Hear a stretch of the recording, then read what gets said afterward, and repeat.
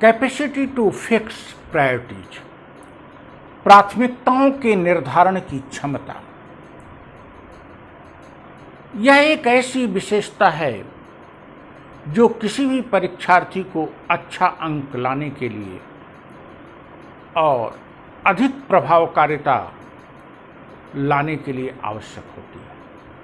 खास करके साक्षात्कार में और सिविल सेवा की मुख्य परीक्षा में यह विशेषता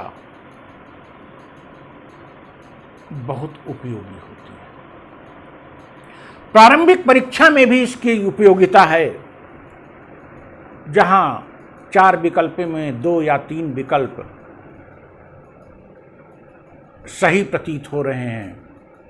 ऐसे में अगर आप में यह कैपेसिटी है प्राथमिकताओं के निर्धारण की, तो उन 2 या 3 विकल्पों में से जो सबसे एक्यूरेट होगा उसका चयन आप कर लेंगे।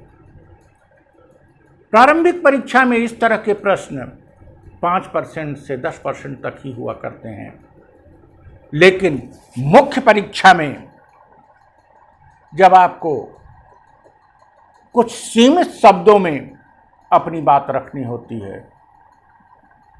तो यह विशेषता अत्यधिक उपयोगी हो जाती है।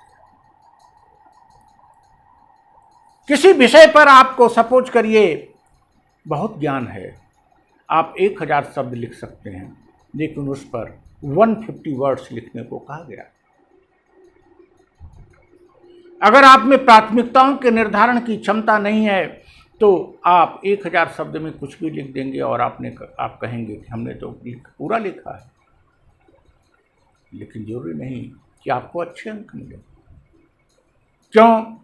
क्योंकि उन 1000 शब्दों में उस प्रश्न की दृष्टि से कौन से तथ्य प्राथमिकता के तौर पर हैं और कौन सेकेंडरी प्राथमिकता के हैं, जिसका आपको चयन करना पड़ेगा। और जो प्राथमिकता के तत्व हैं वही 150 शब्द में लाना है। आपने सेकंड थर्ड प्राथमिकता के तथ्यों को लिख दिया और आप कहते हैं कि आपने कुछ गलत तो नहीं लिखा। सही बात है, आपने गलत नहीं लिखा, लेकिन आपको अंक नहीं मिलेंगे,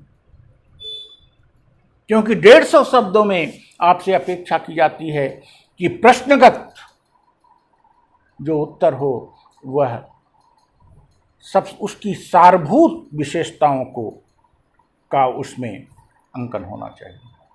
अगर आपने प्राथमिकताओं का निर्धारण है तो आप कि अगर 15 पॉइंट बनते हैं तो उसमें से 3 या 4 पॉइंट का चयन करेंगे और उन 3-4 पॉइंट पर ही लाइट मारेंगे और 150 शब्द में 130 शब्द उन 3-4 पॉइंट पर देंगे और 20 शब्दों में अन्य पॉइंट को लिखेंगे।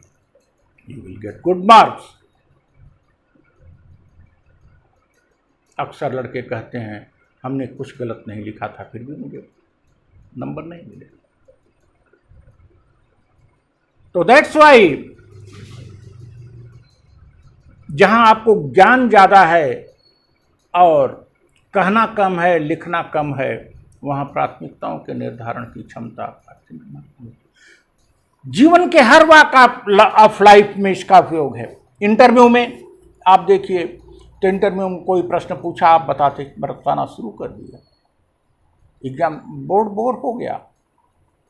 आप जानते हैं कि आपका इंटरव्यू 15 मिनट, 20 मिनट, 25 मिनट चलना है, 5 से 7-8 क्वेश्चन होने हैं, एक प्रश्न का उत्तर आपको 1 मिनट 1.5 मिनट में देना है, क्रॉस क्वेश्चनिंग भी होनी है। तो प्राथमिकताओं के आधार पर टू द पॉइंट आपको आंसर देना है। आप आंसर तो दे रहे हैं सही, लेकिन जो चीज़ आपको बोलनी चाहिए वो पता लगा जब तक आ रहा है तब तक वो दूसरा प्रश्न कर दे रहे हैं।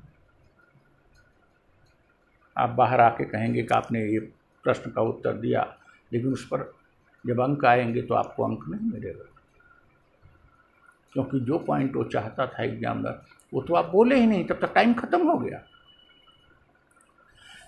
ऐसे ही जीवन के दिन प्रतिदिन के लाइफ में प्राथमिकताओं के निर्धारण की क्षमता काम करती है।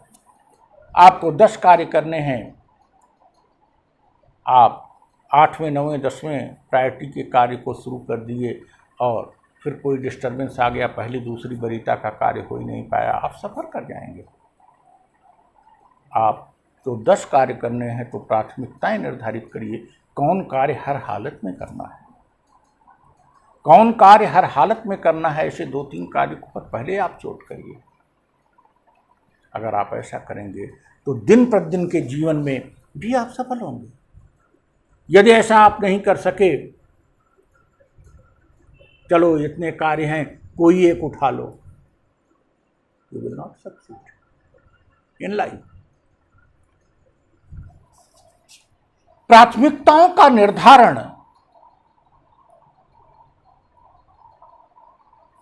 उत्तर लिखते समय, आंसर देते समय विभिन्न विकल्पों में किसी एक विकल्प का चयन करते समय अत्यधिक उपयोगी। इसके साथ साथ यदि यह क्षमता आप में विकसित हो गई तो डे टू डे लाइफ में भी आप सफल होंगे, सक्सेसफुल होंगे। एज प्रशासक भी आप सफल होंगे, एज एडमिनिस्ट्रेटर भी आप सफल होंगे। आप सिविल सेवा का परीक्षा दे रहे हो, डिस्ट्रिक्ट मजिस्ट्रेट बनोगे, आपके ऊपर कितने कार्य का बोझ है। आपके पास सैकड़ों कार्य है, आप सुबह उठते हैं और सैकड़ों ऑफिस में जाते हैं, सैकड़ों कार्य में कोई फाइल निपटाने लगते हैं,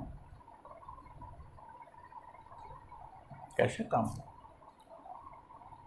आपको ऑफिस पहुंचते समय सोच लेना है कि आज की आपकी प्राथमिकता क्या है,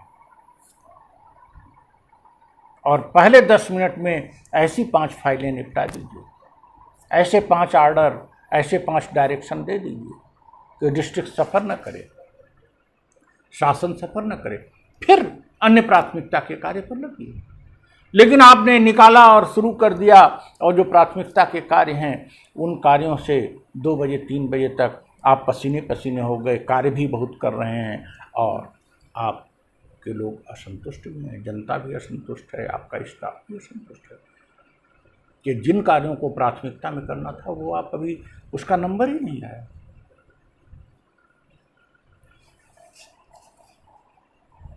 So that all the